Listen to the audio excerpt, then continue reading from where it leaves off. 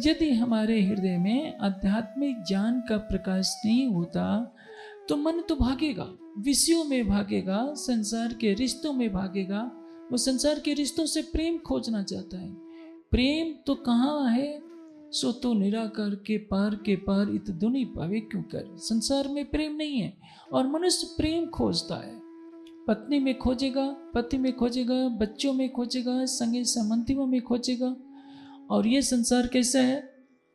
दुख आए नहीं कोई अपना, दुख आने पर कोई अपना नहीं होता है। आत्मन तो वही कमाई सर्वम प्रियम भवति। अपने स्वार्थ के लिए, अपनी इच्छा के लिए हर कुछ प्रिय होता है। पति पत्नी की कामना के लिए प्रिय होता है। आपको जो चीज प्रिय लगती है तो इसका अर्थ ये होता है कि वो वस्तु आपको पसंद आती है। आत्मना तु वै कामाय सर्वम प्रियम भवति। तो इस संसार के आकर्षण में ये जीव बध जाता है। पांचों इंद्रियों से पांचों प्रकार के विषयों का सेवन करता करता इतना भटक जाता है कि खुद वो भूल जाता है कि मैं कौन हूं। जिस जीव का तेज 16 सूर्यों से भी अधिक है, वह जीव अपने को असहाय अवस्था में पाता है, क्योंकि वह झूठ का व्यापारी बन गया होता है।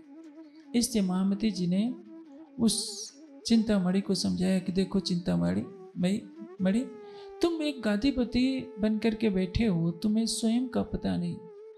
एक डरे तो दूजी भी डराओ, जलाए देवो चतुराई। तुमने बौद्धिक विद्वता ग्रहण कर ली है और इसी विद्वता को तुम सब कुछ मान बैठे हो। तुमने कुछ सिद्धियां पाली है, इसी को सब कुछ मान बैठे हो।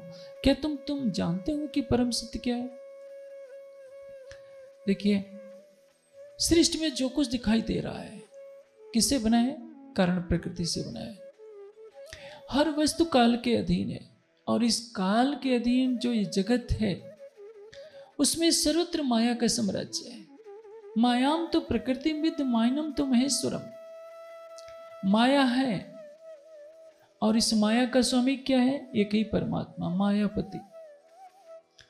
लेकिन ये माया दो तरह की है, एक है काल माया और दूसरी है योग माया। काल माया की विशेषता क्या है? यहाँ हर वस्तु काल के अधीन है, काल से परे कोई भी नहीं। जितने अवतार हैं, जितने ऋषि मुनि हैं, जितने देवी देवता हैं, सब कुछ काल के अधीन है। 5 तत्वों का जो शरीर है, 5 तत्वों का ब्रह्मांड है, मन बुद्धि अहंकार, ये क्या है? अष्टधा प्रकृति, अपरा प्रकृति। गीता में योगेश्वर श्री कृष्ण कहते हैं कि अर्जुन, मेरी 2 प्रकृतियां हैं, परा प्रकृति और अपरा